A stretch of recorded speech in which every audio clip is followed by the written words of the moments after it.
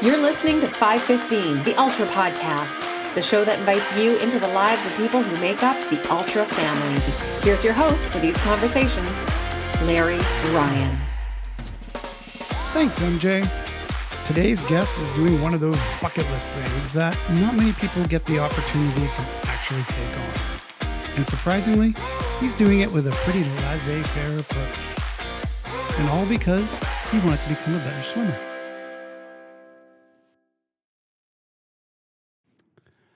My guest today, like most, is an Ironman and a 515 racer. He has also dabbled in the extreme series of races. Unlike most, he is a 515 champion at Australia, and as you listen to this today, he is setting off to try his hand at what is billed as the hardest triathlon in the world, Arch to Arc. Joining me from his home in Brisbane, Australia, is Shane Kent. Welcome to the podcast, Shane. G'day, Larry. G'day, everyone.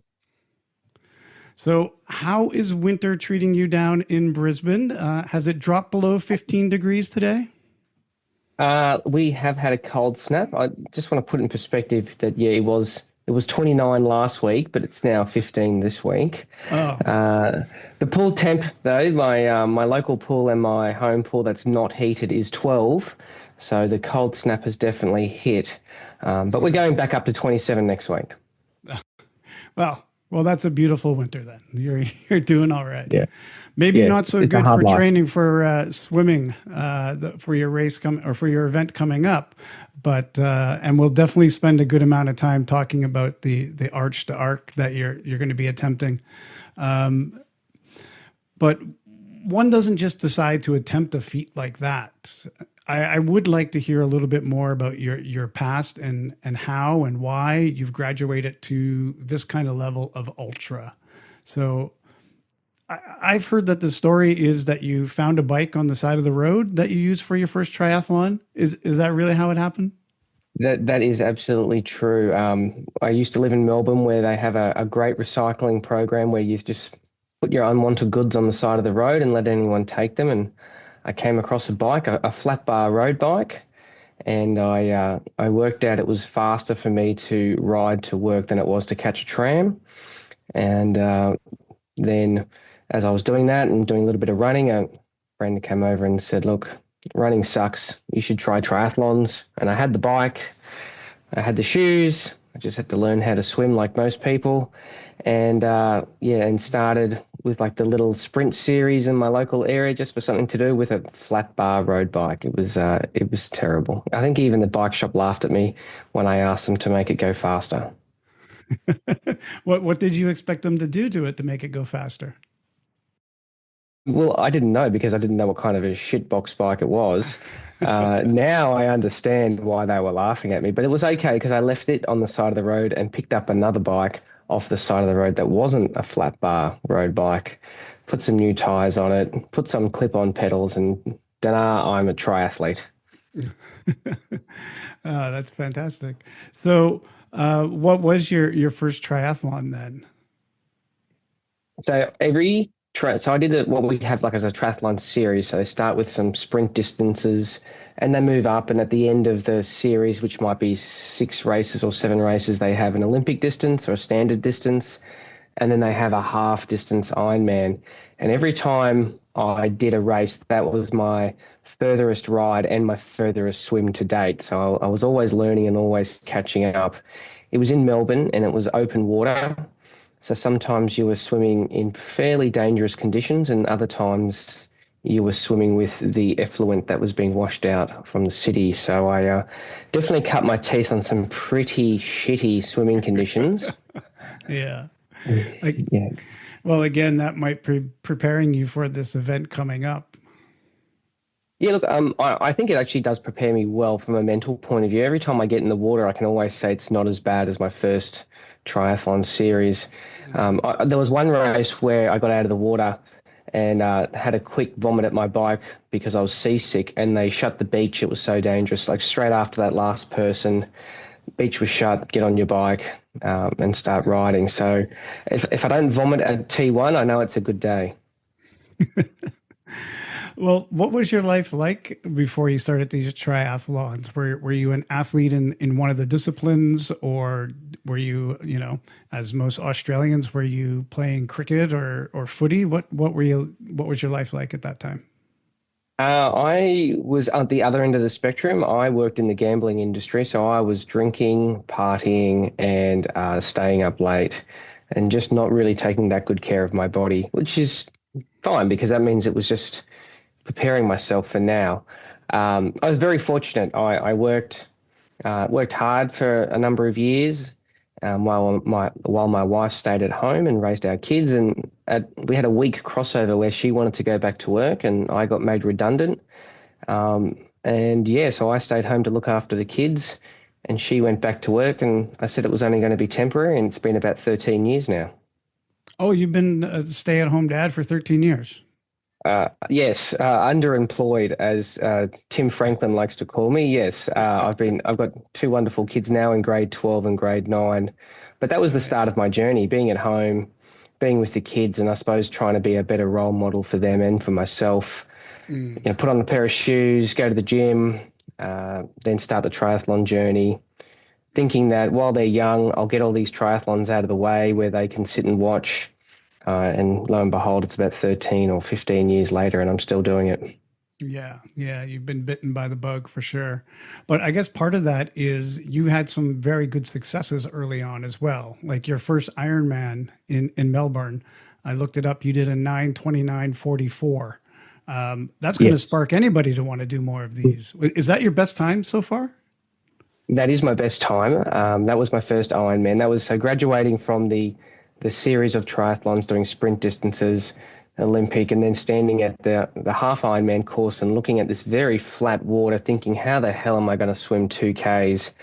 To then going to Melbourne, I think it was 2014, and it was one of the last mass start swims. So 2,500 people on the beach swimming Oh yeah. 1 kilometre out. It was terrifying. Yeah, that's my fastest with my G-Shock watch, just pressing start and then trying to get home before it was dark. That was my only goal. And I've lived by that mantra ever since. I have the fancy watches. They just track everything so I can look at it afterwards. But my goal is to always get home before it's dark. Oh yeah. Yeah, that's good. Well, what other kind of races have you been participating in that's starting to build you up toward this big event that you've been doing? I know you did one called Sufferfest. That's an iron distance. What's that one about? So I suppose I've used the Ironman distances races as a purpose to have little mini holidays when the family was small. So we went down to South Australia, then caught a ferry over to Kangaroo Island, where a little company was running an iron distance race and putting on a show there. It was it pays to read the manual because I got my 9-year-old son at the time to read the manual, and he told me that registration was that night and briefing was that night, and I turned up that night and it was AM, not PM, so I missed all the briefing, all the information. So I found out on the morning that there was no aid stations and it was a self-sufficient Ironman. So my family had to wait out of the front of the Airbnb and hold out sandwiches for me and hold out bananas. Yeah, it was a good race. I got second to that race. Again, another, Oh, I suppose, feather in the cap to keep doing these longer distance races. It was I enjoyed it. I finished it with a smile.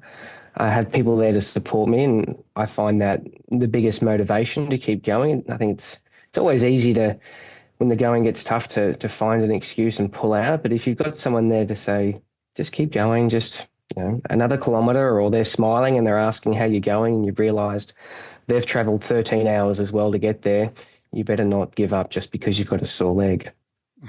yeah, yeah.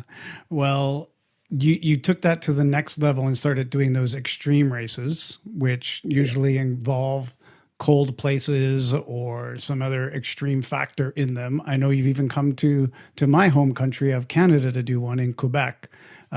What drew you into the extreme races, and do you have any, stories that have helped you to get to this next level as part of doing those races? I am. I love the organization that goes behind Ironman. That you pay a ton of money and you get a red carpet service, but there is something very humbling turning up to smaller races where you know the race director by first name, you know all the volunteers as well by the end of the race. You're having a beer with them the next day, and I kind of moved away from the Ironman brand into the Challenge brand, and then found the XTri brand. And my wife wanted to go on a holiday to New York, and I was like, well, I can sneak in something up here and Lac Magentic. And she said that she'll come along and support me. And that was the first and last time I've let her do that because, again, a self-supported race. I had everything ready. We're out on the bike course. She didn't pack any food, so she ate my food. Oh no. And yeah, and she doesn't speak French, and so she didn't want to buy anything. So she found some day-old hash browns in the bottom of the car, and that was my fuel for the last couple of Ks on the bike. It was and she said she never want. Oh, actually, her two quotes were, "I never want to do it again, and if it's hard, just give up." No. So she doesn't support me that well anymore. A little bit different than your mantra. Yeah. Yeah, that's right. So I always do the opposite of what she says, so it's fine. Oh yeah. And in that race, I understand that the swim was a bit of a challenge for you. Yeah, look, as I said, I've done a lot of up until that point. I think that was my eighth or ninth um, long distance race, and it was my first race where we started in complete dark, and for some reason, the traveling or whatever, I panicked. My first time I've ever got about 100 meters out, not even that, and I froze in the water, and I was looking around. I was trying to grab onto someone. All I could think about was just crawling back into bed and hiding under there. Just my mind and my body just froze, and it took a good couple of minutes to get going again. There was no water safety because it's dark. And I just had to will myself. It was a point-to-point swim, so I couldn't even turn around and get out because all the spectators had left. They'd gone around to the other side of the lake. I just had to will myself to keep going, and I found someone that had a tow buoy, and I just told myself that if things got tough, hold on to their tow buoy and drag them down with you. But well, it's a small race. I wouldn't drag them down, but it was the scariest moment in my triathlon career that I didn't want to be there. And when I did get out of the water, I quickly locked myself in the porta potty and sat down and gave myself a strong talking to. It's like I can give up.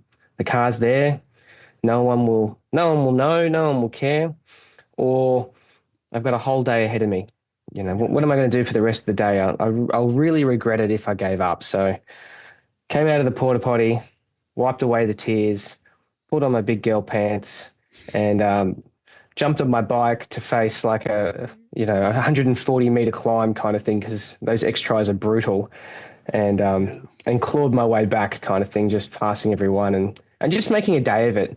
Even when I ran out of food and my wife couldn't pass me bananas, I was still happy. I chose to be out on that bike course today. I could have given up 4 hours prior, but I was really happy that I got through it all and put it behind me. Mm.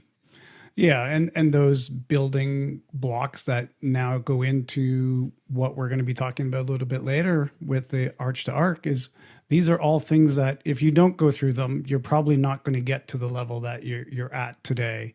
You need to have to face that adversity at some point. You need to be able to know that you can overcome it, because if you get 100 meters into the English Channel and decide you want to give up, you're probably not suited to do this. So, Absolutely. And you want to be able to swim in those cold waters to be able to do that as well. So I'm guessing this is all part of that preparation. It is. I think I've a lot of people see successes, and I think they like to see the successes, but those successes they come from failing. I've failed many times, and it takes me a day or two, and I turn around and learn from it, and if it happens again, I'll learn from it again. We tried to do there was a 3-5-5 concept where we had a 5 kilometer swim, 100 kilometer bike ride on day one, 200-kilometer bike ride on day 2 and a 50-kilometer run on day 3. And we tried to do it in 24 hours. Instead of having it over 3 days, let's just smash it into 24 hours. And there was a few of us that turned up and we tried it, and we got about 10 kilometers into the run and we'd all had enough and we just called it quits. And the next day I got up and I was like, guys, what are we doing? It was only 18 hours into the race. We could have had an hour nap. We could have jumped in the car and got real food, like at a restaurant. We could have done heaps of things. Why did we give up? And everyone was on the same boat. It only took one person to say, let's give up, and the others agreed. So it was a good learning process that we don't say that to each other anymore. We find an excuse to lift each other up, and we'll keep going. Yeah. I know that you've also done Kiwi Man and Kelp Man as part of this X-Tri series. Do you have Norseman on the radar? Oh, absolutely. I still put my name down, even though my wife probably won't let me go. There's about 4 of us in Australia where we've said if we get the Guernsey, then we've got a support person with us. They'll come along. Yeah. Because it is the pinnacle. It's the pinnacle of that X-Tri, really extreme. That's not saying the others aren't hard, though. Like Kelpman was, I think when you travel, the conditions are just as hard as the race. They play a part. And coming from Australia, going anywhere in the northern tropic, northern winter is amazing. The scenery is amazing. The climbs are amazing. The weather's amazing. I'd love to see those guys come here and try to do it in summer where it's 35 and 98% humidity. Yeah. Another way of doing an X-Tri, going the other way. Yeah, that's right. Well, with Kiwi Man, although it was in my backyard, again, a great little race. Still keep in touch with the race organisers. It was a double, so it was a full distance on the Saturday and then a full distance on the Sunday. And again, one of the learnings was we thought it would be smart to eat a 2,500 calorie muscle gain milkshake on the bike in preparation for the next day. Let me tell you, it's not the best idea when you've got a marathon ahead. My stomach was physically hard while it was trying to process it, but we learned not to do that now. So I'm not going to do that in Arch Dark. Yeah.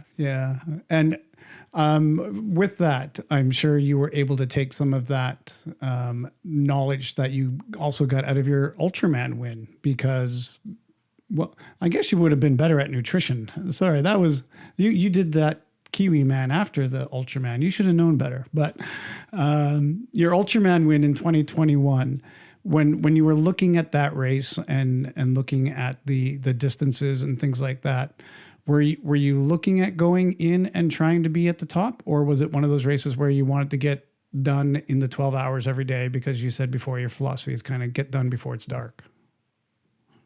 So I suppose I started the journey of Ultraman assembling a team that I knew I could rely on and trust, and really give that trust over to them during the race. And that's what gave me the win, because from there we worked backwards. We worked out the run. I was running really well. My bike times were great in the lead up, and my swim was very ordinary. So I went into the race positive I could finish fairly well, but it's based on who turns up, and the conditions. And from there, I came out of the water 12th. I had a 3:20 swim that I was. You had a 3:18. There we go. Sorry, yeah, which is like a nearly 2-minute pace. If compared to other race winners, is very slow. But I didn't come out of the. I came out of the water happy as Larry. I've finished 10 kilometers.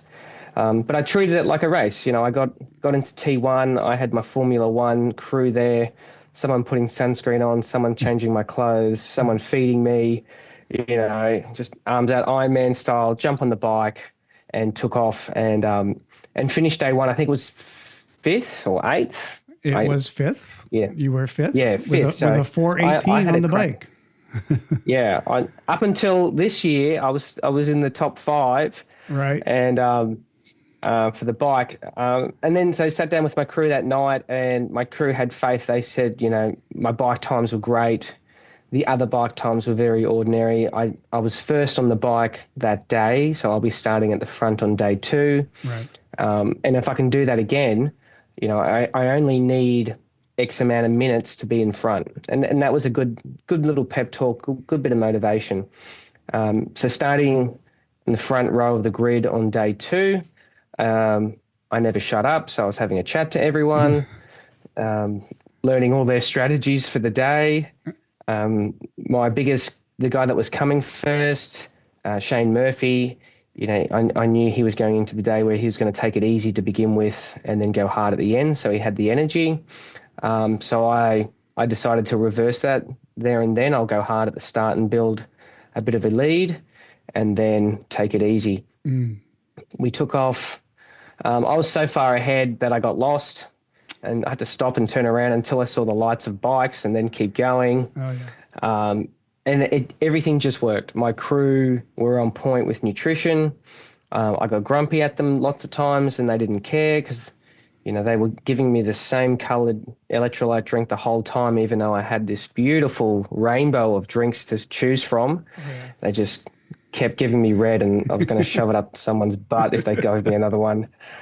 Who did you have on your crew? Were the they training partners of yours, family members? Who did you have? I had triathletes. Yeah. I had really close triathlete friends. We'd done a few races. We went over New Zealand together and we all did Taupo. We rode regularly. We were part of different clubs, but, we were really close friends. So that was Chris Manteet was my crew chief and his partner, Angela, are really good friends of mine. So they were manning the car and keeping me chugging along. Plus I had I've got a great family of triathletes. So I've also got people that turned up on the day just to watch me go. Right. They were there on day 2 and they just drove ahead and pulled over where it was safe and just to watch me on the bike and every now and then to yell, "Go Shane," and support me in that manner, right. Which was amazing for me. I think I finished the 2 days with 36K an hour average, which was pretty cool for that distance. Yeah, you finished the day 2 as the fastest rider as well. You had a bike time of 7:44, and then that had you holding first place by 6.5 minutes over the next person. So with only it would have been it would have been bigger, but I got off my bike to get ice cream. I promised myself if I pushed really hard on that last section, on that back straight where there's always a tailwind, my crew took off and I said, if I go hard, the next 7-Eleven that I see, I can get off my bike and get an ice cream. So I did that. Okay. And because my philosophy was I'm always feeding, like feed. If I can finish early, I can get one more meal in than everyone else, and one more meal means more energy. So so I started a bit earlier than everyone else. Yes, I knew I only had a little bit of a gap on Shane on day 2. Yeah. So with that in mind, with a 6.5 minute lead, that's nothing with a double marathon in front of you. How were you thinking day 3 would go, and were you able to run the race that you wanted to on day 3? Up until my training now, you don't really get to 84 Ks in training. You might get to 60 or 70, or you do some couple of days, some back-to-back days, but I never actually got that full distance in. So I was unsure of how it would feel, but I knew it was going to suck ass. Like at the end of the day, it's 84 Ks. It's not going to be pretty, but the motivation to keep going was again from my crew. So we started the day in the dark and we took off, and from my recollection, it was a bit of a pissing contest to begin with. The first 10 Ks were 4:30 pace, just trying to sort the wheat from the chaff. Everyone was in that top 5 position. And then the guy that took off, I think he was 7th or 8th because he got a flat tire the day prior. So my game plan then was just to be consistent. So dial it all the way back. I did a 3:31 on the way down for the first marathon and then a 3:39 on the way back. My crew wouldn't let me walk. They let me complain and they let me yell at me. yell at them, but there was no walking allowed. I had to continually run. Um, and at the end, the last 5Ks, when everyone can run with you, they were laughing at me while I was crying because they were making me run faster. They had the great time at my expense. Yeah. Well, they have to have a good time too at the race. Absolutely, absolutely. And if it's at my expense, I don't mind.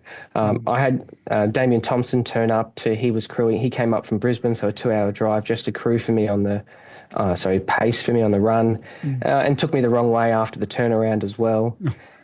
You can't get angry at those things. It's part of racing. Everyone gets lost. Yeah. You know, you just gotta. He just smiled and then pointed me in the right direction afterwards. Oh, well.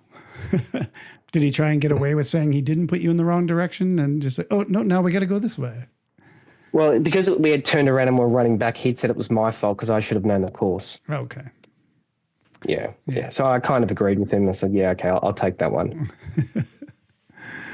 Well, you did go on to win that race. And obviously that's probably got to be one of the highlights of your career. You finished that with a 7:10 run. Your overall time was 22:32, and that was 25 minutes better than second place. So obviously you put it all together on that day, and you probably learned as much as you could about doing these ultra races through doing that event, leading up to all this training now that has gone into getting ready for this big event coming up, the Arch to Arc. I've been watching your social media and all the training that you're doing on there and the stuff that you're talking about. How long does it take to prepare for this race? Like, when did you say, I want to be in it and apply, and then start training? And who's doing the training for you? I know you got a team of people helping you out. Yeah. I like I said, I like to surround myself with a good group of people, and this is really taking a community, and I've really had to. It grows and it contracts, and it grows and it contracts because people have other obligations as well. But I started about 9 months ago, the actual training. I got in 12 months ago, and in that 3-month period, I just started to be consistent. So I just started to. I love training. I mean, that's the other part. So training every day is not a bother for me. So made sure that I could work within my family commitments and the work that I had to find the time. So when formal training would start, I knew what I could and couldn't do. So I've been building now, I got 2 months ago. So for about 7 months, really building strong. I've had 7 days off in 7 months, or once a month. Thanks, Kath Spencer, for pushing me. 1 day off a month, lots of double days, minimum 20 hours a week of training, building up until last week. Last week was almost 30 hours of training over Saturday, Sunday, and some of Monday. Yeah, you got some big blocks going right now. Yeah. I've got some downtime now. Got a few niggles that I got to try to work out. But I suppose the journey to get to this point started after Ultraman. When I finished Ultraman, I've done Kiwiman, and upon reflection, I always like, well, what can I do better? And if I could be a better swimmer, I would be a better triathlete. So then I said to myself, well, how can I become a better swimmer? I know I'll swim the English Channel. So that's how this idea formed in my head to swim the English Channel, and then signed up for Arch to Arc, right, and eventually got in. And so I signed up back in 2021, but hadn't been able to get in until now. And then, really focusing on trying to swim better. Maybe we can talk about that a bit, because I'm sure most people listening to this have heard of it because that's the audience, but they may still not know about how the process works for it. So it's not like you're out there racing against a bunch of other people when you do this event. Can you tell us a little bit about how the event actually works? Sure. So over the last 12 years, 60 people have finished the race. We get notified because of COVID. I think the process kind of got delayed, but most people have a 12 to 24 month wait, let's say. You just go on a wait list. up until that point, you kind of need to have proven to yourself that you can do it and put in your previous achievements. It's not for the faint-hearted. The race consists of running from London to Dover, which is 140 k's, then swimming the English Channel, which can be anywhere from 33 to 38 to 41 kilometers, and then a little ride to Paris. Right, a little ride. Yeah, well, after everything that you've done, 5:15 athlete, it probably is basically a little ride. It's day two. It's just day two. Just get on your bike, head down, full disc on the back, hydration system, a couple of gels, a baguette in your back pocket, and away you go. Yeah. I think that the beauty of this race is, as you're saying, Larry, is that it's a race. It's an individual race. Right. So there's a boat that has been assigned to Arched Arc athletes, and it has a window of 6 days. So if there's shit weather at the start of the week, I just wait until the weather is fine. That's really crucial because you want the best weather so you get the best opportunity to cross the channel. What that also means, though, is there's no start time or day. Right. I have to wait until the pilot of the boat says, Shane, it's going to look great. We're going to leave a Wednesday at 2 a.m. You've got 36 hours to make your mind up on when you want to start your run. Yeah. So at this stage, I'm looking at a 23-hour. I'll start my race 23 hours before we leave for the boat, and that's going to give me 17 hours to run the 140 Ks and 5 to 6 hours of eating and napping before we have to drive out to the boat. Mm. So the uncertainty, I love the uncertainty kills me, but also I love it as well because we're just sitting in the hotel room just waiting for the phone call, right, watching all the other athletes go. And I race individually that week, and then the boat comes back, and then the next athlete the following week will race, and then the next athlete, and then the next athlete. Right. So what is the time frame where it's kind of open to people taking the race? It's not all year long, I'm assuming. No, it's just summer. Yeah. So it's just during that English Channel crossing periods. I think there's a little bit of Google research was there's about 150 people that cross the channel a year, and we're 6 to 10 of them that will attempt it. Okay. Yeah. Now, when you're looking at doing an event like this, obviously there's going to be a huge training commitment. There's going to be a huge time commitment. There's going to be a huge financial commitment. You have to do all of the research to be able to do your best at this event. What gives in something like this? Like you said that you were able to find the time in your life where it was all going to be balanced, but is there anything you've had to give up in order to, take on such a big event? Absolutely. I've got my partner in crime, Tris Leahy. He went over to New Zealand with me. He went to Scotland with me. I've had to give him a lot of my cognitive responsibility. So like filling in forms, I just can't fill in forms because I'm just so fatigued.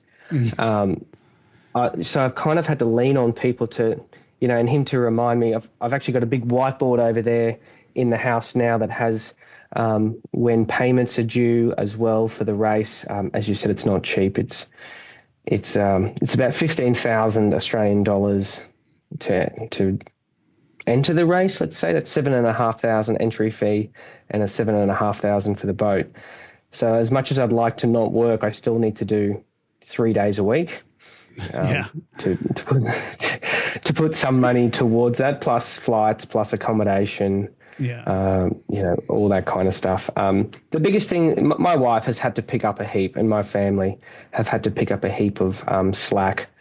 I no longer use a vacuum cleaner. I just use an electric blower in the house. I find that a lot more efficient. Just blow it out the front door. It looks good enough. I do all my training in the mornings because I try to leave the afternoons for my family. My kids are still young enough that I have to drive them around to their after-school activities, and I still have to wash all my clothes. Larry, you wouldn't imagine the amount of clothes I go through. And now that it's winter, it's even worse because I'm wearing layers. Oh, yeah. But you got to wash every second day. Got to wash their clothes. Got to get them ready for school. Go to work. And then I have to have kind of like me days like today where I've got physio. I might go catch up with my coach. I might try to, get a massage in, something like that where I don't have any other commitments, Right. and my brain can just relax for a bit. Because as much as I'd like to put my feet up every day, there's always something that I have to do. There's always something out there. Yeah, yeah. And you talk about you catching up with your coach or your massage therapist, your physio. I know you also have a nutritionist. So you get this whole team behind you. That's obviously another added expense onto what you're doing. You don't exactly know how long you need to be in London for. So I'm guessing you've booked the maximum amount of time for your stay there, and you're gonna. You'd like to think that, Larry, but we like to cut things pretty close. So we've got all the time in the world when we get there, but we leave on the 25th. Our flight is on the 25th, and the last possible day in my window to swim the channel is the 22nd. So if that happens, if I start the swim on the 22nd, it means I probably won't finish until the 23rd, and then I've got to ride my bike to Paris, and then I've got to get on a plane on the 25th to go home on. It just makes you go faster. That's our thinking. Yeah. So we're not doing the holiday while we're there. Then it's a strict business trip on this one. Yeah, absolutely. It's funny because when I travel with my mate Tris, we don't go to pubs. We go to a few museums, but we get our bikes out and we go for bike rides and we go for runs, and we see much more of the countryside than anyone would from a car. Yeah. It's like the midlife crisis, modern day man's kind of travel holiday now. It's like a sports holiday. Yeah. No family. It's great. Shitty rooms, lots of food. Yeah. How many people do you need to crew this event? Do you have two crews, one crew, leapfrogging crew? Yeah, how does it work? So very similar to Ultraman, where we've got a crew chief. So Tristan's my crew chief. Mm-hmm. And then you have your other people to help out because it is such a big, long distance race. So if we work backwards, so you said, yeah, I've got a nutritionist, I've got a physio, I've got a masseuse, and I've also got a stretch therapist. I've got my coach. How many of them are on the team that are going to be traveling? They've got lives. They've got work. If I pull them away from work, I've got to pay them their hourly rate. But I've got friends coming over. So if we start, I met some people in Keltman in Scotland, and they've offered their car. They're going to drive and navigate for me, so we don't have to worry about a van, and we don't have to worry about driving through London. And then they're also going to get that van, take it on the channel, and Neil and his wife will take it over to France for us, and they'll drive through France as well, which is a huge load off our mind because Tristan will absolutely hit me. He will go out of his way just to make fun of me if he's driving that car. Yeah. So they're locked in, and then I've got Tristan, and then I've got a mate flying over from Brisbane. Got Luke Keddy. He is running with me, and then he'll sit in the car during the ride. I got my father. He's coming over, and he's going to be in the boat with Tristan because you're only allowed two people in the boat. Okay. Then I've got another mate coming down from Scotland with a car, and then another English person, another mate. So we'll be running. So I've got three runners, two cars on day one during the run, and then I've got potentially two cars and five people on day two for the bike leg. So there's always has to be a car with me. Unlike Ultraman, the car needs to be with me the whole time because there's actually an official in the car. There's also an official in the car during the run and on they're with you the whole time, right? To make sure you do the race correctly. You don't put flippers on or something during the swim, right? Or you don't get lost, which is my main concern. Yeah. So always have to have a car with me. So if I can, that second car, run and get me a baguette or a banh mi or something like that. I'm sure they sell those kind of things in France. Ice cream at the 7-Eleven. Absolutely. Well, gelato, isn't it? Oh, that's Italy. Yeah. Yeah. Yeah. It's close enough. Yeah. And my understanding is because of the complexity of the route that you have to take, it's not even the same for every athlete. Like there are times where they have to adjust the route. Is that correct? Yeah, I've heard that as well. And that's why the official's with you. If there's roadworks, if there's traffic, in the last 10 kilometers, I can't ride through traffic to the finish line. I've got to ride with the van, as well. Yeah. And if there's diversions in place, so be it, all the way to get to the Arc de Triomphe. Right. Well, maybe let's take a look at each portion of this. So you start off in London at Marble Arch, and you have to run your way to Dover, I believe it is. Yes. And you're going to start off, like London is one of the busiest cities in the world. You got to run out of London. Have you experienced running in London before? Have you ever gone there? Do you know what to expect when it comes to that? And how does the crew vehicle ever even, like there's congestion taxes where they don't allow cars into London. So how does all this work, this part? I mean, seems like right off the start, it's going to be chaos. And I'm just a country boy from Brisbane. Like, traffic for me is a 10-minute delay. Yeah. So, look, we've had discussions about it, and our current planning is to try to leave outside of peak hour, obviously. So try to leave at midnight, 2 o'clock, 3 o'clock in the morning to start the run. So we're outside the city. The crew will be there at the start, the very start, but then they take off, and I have the official with me taking me out of the city on a bike or running. Okay.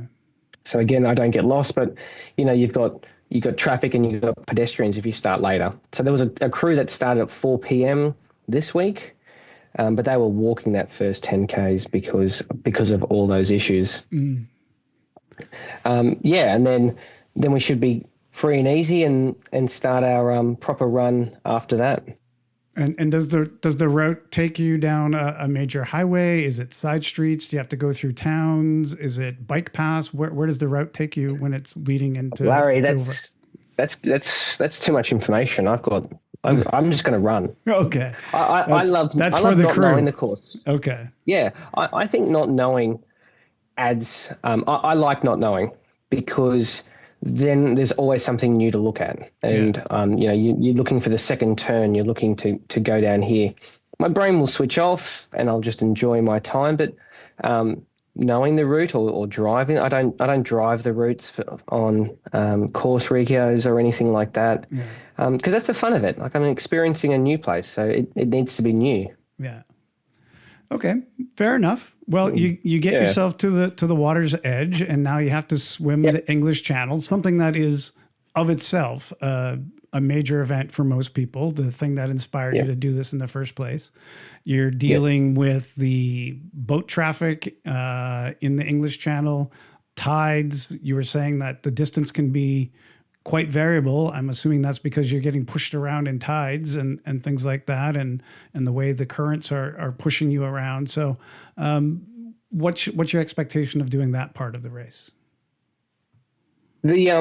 So once I finish the run, I'm planning on having a little bit of downtime for me, the biggest thing is fueling. Like you've got to, unlike most races, if you do a 100-mile race, you can be absolutely spent at the end of the race. And even for our races, you finish the marathon and you can be at death's door. I've got to finish the 3.5 marathons happy and healthy and full of joy because I've got another 14 hours ahead of me to swim. So I really can't push too hard, and I need to rest and eat afterwards.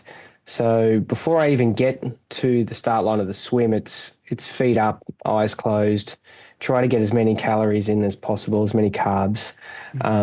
My preparation for the swim is a double wetsuit. Even though the water temperature's going to be about 16, which one wetsuit should be fine, because it's such a long swim, I'm going to wear one of those thermal wetsuits underneath and then another thermal wetsuit on top, gloves, booties, thermal hat. So the traditionalist English Channel swimmer is just budgie smugglers and a swim cap. Right, yeah. But they haven't run 140 Ks to get there. Yeah. And probably have 0% body fat by the time you get there. And I'm assuming you didn't let your kid read the rules about whether or not 2 wetsuits is okay. Like you've had someone double check that for you. Well, being for a country boy from Queensland, I was like, this wetsuit will be fine. We had a catch up with Claire Smith, the race director, and she's the one that said, oh no, you're coming from the water temperature in our ocean at the moment is 22 and it's winter. Right. Yeah. Yeah. I can't replicate 16. So she's the one that said, you bring it all and you can always take it off, especially the gloves and the booties, obviously. Yeah. And you can test it in Dover in the lead up, but don't be a dickhead and don't not bring it to save weight or space. Right. So I'm going to wear everything. I'm going to be, which will restrict my movement a little bit and make things a little bit harder, but warmth is what will stop me. If I get too cold, I think it's like 50% of swimmers give up at halfway because they're cold. Right. And, so we've got that time in our head that once I'm 50%, over 50%, job done, just bring it home, easy peasy. We've got a race strategy of fueling every half an hour as well, and that's working with the nutritionist and Tristan and all my friends. Liquid nutrition, because it's very hard to eat a Snickers bar while swimming and breathing. Yeah. So just trying to guzzle down 60 grams of carbs every half an hour. And that's been a big part of your training, right? Is training on your actual liquid nutrition, because you've probably never had to go that long on liquid nutrition only before. I don't think anyone has. Like it's a ridiculous amount. It's about $11 an hour in liquid nutrition when I'm training. And it's a 5 and 6 hour swims most weekends. So I go up to the bike shop or I go to Aid Station and I buy my nutrition, and then I'm there the following week and I have to do it again because I've used it all, or I have lost all flavor sensation. Just drinking that same flavor drink the whole time. You get a bit sick, or the water just takes, especially the salt water, just erodes your taste buds. So what else are we learning to do?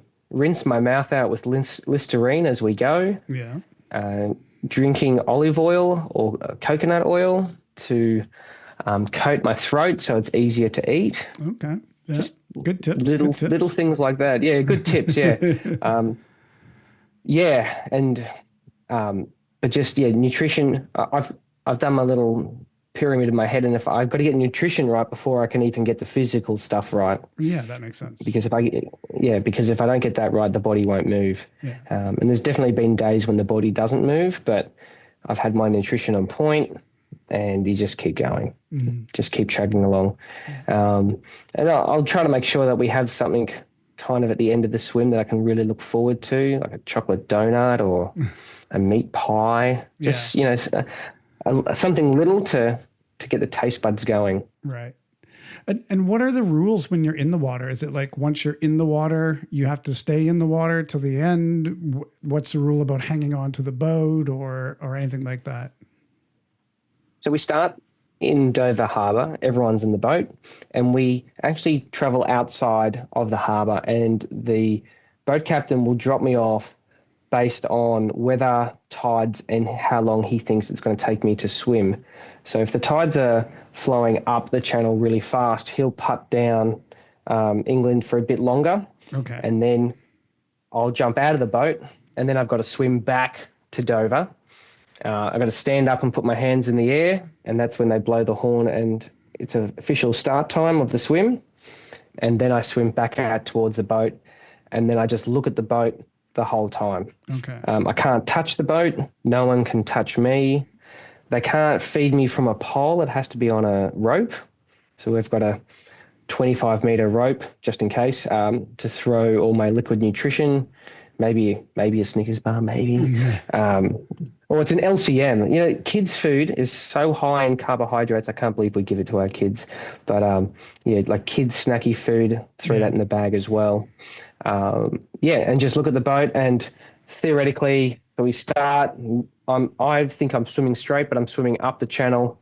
Then I think I'm swimming straight, and the tide turns, and I'm swimming down the channel. Then I think I'm swimming straight, and I get to France like that. Yeah.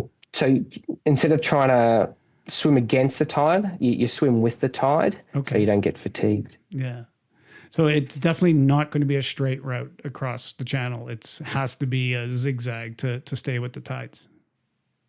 My wife has said, "Why don't you just swim straight?"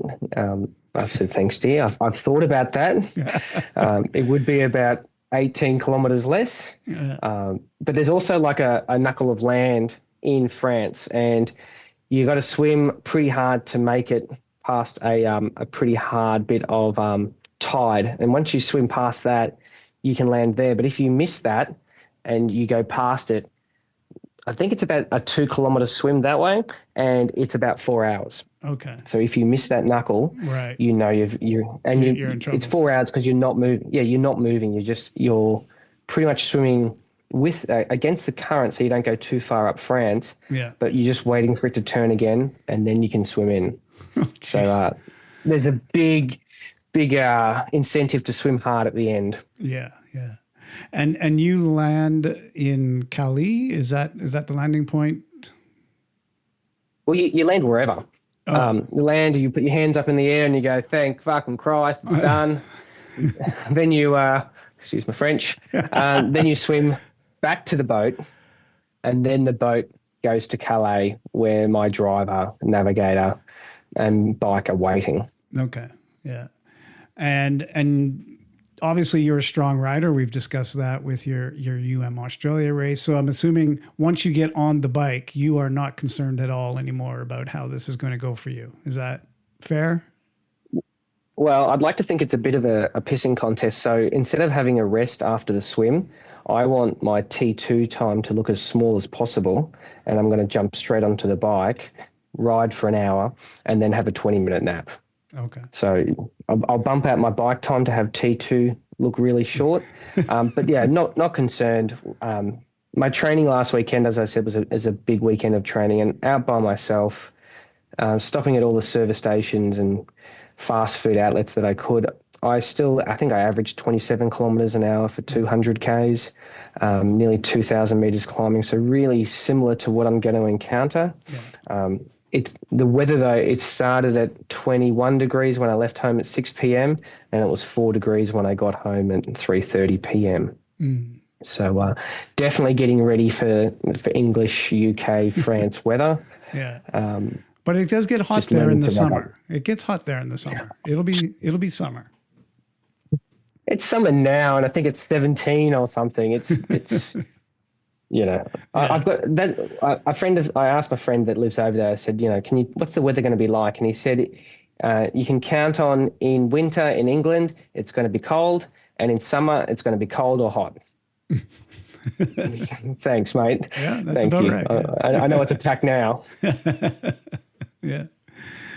Now, as we're recording this, we're at June 15th. And what did you say your window was again for going across? 16th to the 22nd of August. Of August, yes. And this episode will be coming out right at that time. Oh, perfect. Yes. So people will be inspired to follow along. And the website does give them the ability to follow along, right? There's a tracker. Yeah, there's a live tracker. So the official has the tracker on them because they're with me the entire time. So and that's from start to finish. So also even when I'm in my accommodation in Dover, they're there as well. Yeah. They're pretty much, it's like a security service. They don't leave my side. And on the boat, they're there as well. I'm sure we'll be doing live updates on my social media as well, making fun of me and keeping me going. I didn't actually mention, but my job that I do, I'm actually working at a primary school down the road. I'm a tuck shop lady, as you can see. It's the world's best job because they feed me and I can just zone out and talk to the kids. But the kids there have been awesome. They've given me signs and little motivational quibs on the back of my signs a big sign that says caution runners. So when I'm out and there's a car behind me following me, other cars can go around me. So, I've got to give back to them as well and probably have a few chats during the ride and the run. Oh, cool. Back to the school. So yeah, there's a few little heads that are interested in this as well. Oh, right on. You might be inspiring that next generation to go out Mm. and follow you along, see if they can beat your time. Yeah, I'm pretty sure some of them have already said that. Yeah. Okay. There you Mm. go. Now, you say that people are going 1 week at a time, 1 week at a time. Is the community such that when somebody finishes, they like get onto some WhatsApp group or something and say, "Oh, I didn't think about this. You be aware of this." Is it like that, or is it competitive in that everybody wants to have their best time and you figure it out like I had to figure it out? Mm. I think that's the unfortunate part. The community is great. You know, you have your chats, you freely share information about the race and about the crewing and all the little different things to worry about. I think because this is so small, it's only a select group each year. Mm-hmm. It's hard, and from all over the world, um, it's been very hard to get information out. Um, about each other's learnings. I've made contact with other people and learnt a lot from them and just check with them if my thinking is correct. Yeah. But in like the day-to-day stuff, I think everyone's very self-sufficient. And also conditions can change from week to week as well. Right. Yeah, of course. Yeah. Because we're all not starting at the same time, like a traditional race. Yeah. And like we said, you're also possibly not even following the same route based on what's going on, particularly, I guess, around the city areas. Yeah. And so one of the guys I was chatting to, Paul Robinson, did it last year. He's from England, so he had all the gear. He had, he's been training. He knew what the weather was going to be like, so he was prepared for it. He doesn't know my conditioning for 16-degree weather. Right. Do I need to wear long pants? Do I need this and that kind of thing? So you really got to draw on. I found you have to draw on your previous race experience and what worked, what didn't work, and what can you buy over there is another thing as well. Yeah, assuming you don't want to pack 17 suitcases and add even more expense to your trip already. Yeah, well, so I caught up with one of my sponsors, which was Aid Station, and they had the great idea of, why don't we just send a box of your nutrition over there waiting for you instead of having to send it to Australia and then put it on a carry-on. Yeah. And carry it over, because it's 4 or 5 kilos. Just little things like that are great ideas that, I'd love to share with people, but they already live there. They probably already live there or live close by. They're not traveling 22 hours to get there. Yeah. Well, it sounds like you've got the plan together and you've been putting the training hours in. So I'm assuming this is going to be a very successful event for you to be able to finish. And for the people listening right now, your start is coming up. If it hasn't started today, it's starting in the next couple of days. So we want to make sure that we get people watching, tuning in. I'll share your socials in the show notes. I'll share the live tracker as well. And hopefully people will be following along and just seeing how this unfolds for you. I'm sure the 515 community will definitely be following, because it's one of those things that other people that do ultra have been probably putting on a bucket list too. So you might get a chance to share all your experiences yet. Yeah, look, I'd love if people did a shout out. If I know someone's watching, it's very hard to give up. It's very hard to stop moving. So if you do jump on and I'm out there on the race, just a little wave or a little comment, and absolutely happy to share any of my experiences with people if they want to get in contact. I know, talking to people from the 515 community, you're right, it is on their bucket list. And when I ask them why haven't they done it, they don't usually have an answer why they haven't signed up. Right. Yeah. Well, thank you very much, Shane, for coming on the podcast and sharing about this adventure and your previous races as well. Best of luck. And I'll be tuning in, and I'll give you a wave. I'll give you a cheer. I'll give you you better keep going as you're going through this event. So thank you once again for sharing your time. Thank you for your time, Larry. Hey, if you liked what you heard today, please tell a friend and be sure to subscribe wherever you get your podcasts. We'd appreciate it if you'd rate and review the show while you're there. Drop the names of the people you think we should interview, and we'll get in touch with them and make that happen. Thank you for listening to 515, the Ultra Podcast, a production of 55 Enterprises.